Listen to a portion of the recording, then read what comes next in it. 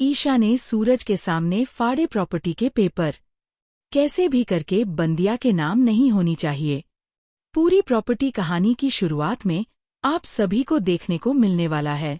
आप गुलाब हवेली के इतिहास में वह रात केवल अंधेरे की रात नहीं थी, बल्कि वह एक ऐसे तूफान की शुरुआत थी जिसकी गूंज आने वाली कई पीढ़ियों तक सुनाई देने वाली थी। एक फ्रिज जैसी ठंडक और सन्नाटा पूरी हवेली में पसरा हुआ था, जैसे दीवारों को भी आभास हो गया हो कि आज कुछ अनहोनी होने वाली है। बंदिया, जिसके चेहरे पर अब तक मासूमियत का एक बहुत ही महीन और विश्वसनीय नकाब चढ़ा हुआ था, उस रात उसने वह नकाब हमेशा हमेशा के लिए उतार फेंका। यह वही ब्याह थी जिसे देखकर किसी को भी दया आ जाए, लेकिन आज उसकी आंखों में दया नहीं बल्कि एक क्रूर चमक थी। उसने बिना किसी डर, बिना किसी लिहाज और बिना हाथों के काम पे दादीसा के चेहरे पर कालिख पोत दी। यह महज कालिख नहीं थी, यह दादी के बरसों पुराने अभिमान, उनके रुतबे और उनके उस घमंड पर तमाचा था जिसे वे अपनी ताकत समझती थी। दादी का वह चेहरा जो हमेशा गर्व से ऊपर उठा रहता था, आज बिया के हाथों अपमानित हो चुका था। बिया का यह कदम कोई साधारण गुस्से का इजहार नहीं था, ये एक युद्ध की घोषणा थी। यह इस बात का खुला ऐलान था कि अब वह डरने वाली, सहने वाली या किसी कोने में रोने वाली अबला नारी नहीं, उसने मर्यादा की हर दीवार को लांघ दिया था। उस एक पल में जब वह काला रंग दादी की झुर्रियों वाली त्वचा पर लगा तो दादी के भीतर कुछ टूट गया। वह विश्वास चकनाचूर हो गया कि वे इस हवेली की रानियों की तरह राज करती हैं और बंदियां जैसी लड़कियों को अपनी उंगलियों पर नचा सकती हैं। सन्नाटा इतना गहरा था कि दादी की भारी सांसें भी किसी आंधी की तरह लग रही थी। अपमान की आग में जलते हुए दादी को अचानक अतीत की परछाई नजर आने लगी। उनके कानों में ईशा के शब्द गूंजने लगे। ईशा, जिसे उन्होंने हमेशा गलत समझा, जिसे उन्होंने पराया माना। ईशा ने कितनी बार उन्हें चेताया था, कितनी बार हाथ जोड़कर कहा था कि दादी, यह ब्याह वो नहीं है जो दिखती है, यह हवेली के विनाश का कारण बनेगी। लेकिन दादी ने ईशा की सच्चाई को अपनी नफरत के चश्मे से देखा था।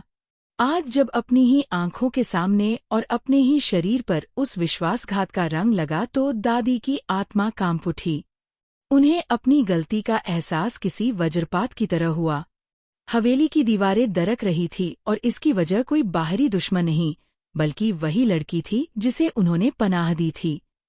ईशा के फैन हो तो चैनल को सब्सक्राइब करें, क्योंकि अब कहानी में जो मोड़ आने वाला है वह आपके रोंगटे खड़े कर देगा। दादी का पूरा शरीर अपमान और भय से थरथर कांप रहा था।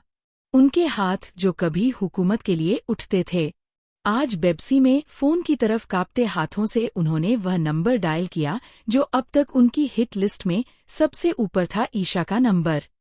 जैसे ही ईशा ने फोन उठाया, दादी का सब्र का बांध टूट गया। उनकी आवाज में हुकूमत नहीं बल्कि एक हारे हुए सेनापति की रुलाई थी। उन्होंने ईशा से कहा, बेटा, हवेली को बचा लो।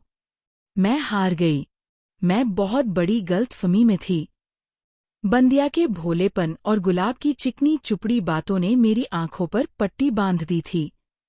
मैं हमेशा तुम्हारे खिलाफ खड़ी रही, तुम्हें बुरा भला कहा, लेकिन आज मेरी आंखें खुल गई हैं।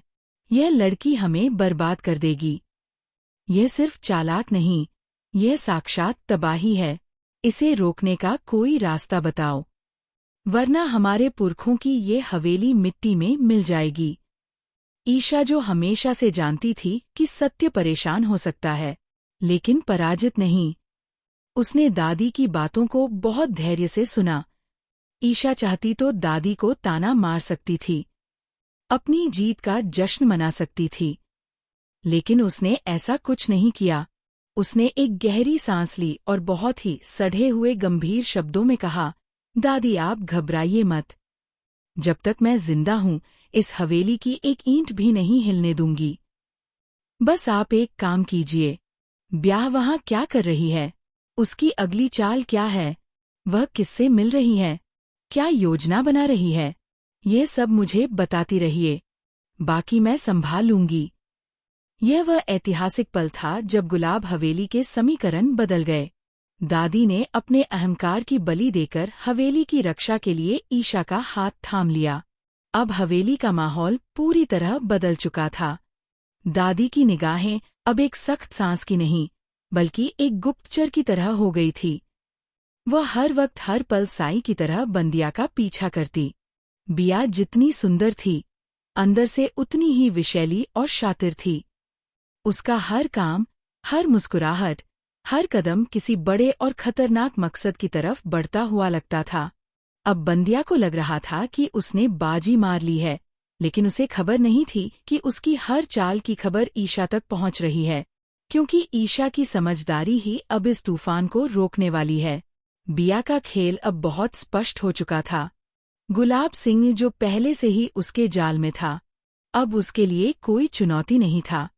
बंदिया का असली और सबसे बड़ा निशाना अब गुलाब सिंह नहीं, बल्कि सूरज था। सूरज,